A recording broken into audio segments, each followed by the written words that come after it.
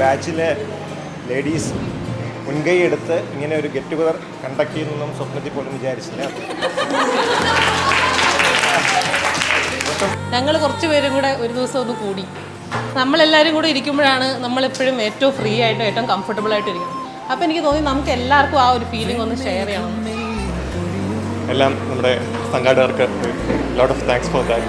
എല്ലാവരും അത്രയും എഫേർട്ട് എടുത്തിട്ടാണ് ഇവിടെ വന്നത്. അപ്പം നമുക്ക് ഇന്നും നാളെയും ഒരു മെമ്മറബിൾ ഡേ ആയിട്ട് മാറാൻ പറ്റട്ടെ. അപ്പം 2 ദിവസം ഒരു ഫുൾ എൻജോയ്മെൻ്റ് ഉള്ള ഡേയ്സ് വിഷ് ചെയ്യുന്നു.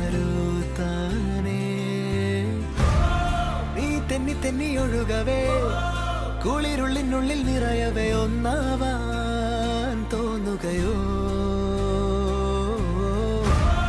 തേൻ തുള്ളി തൂവും നിമിഷമേ മതി മറന്നിനി വഴി ജന്മങ്ങൾ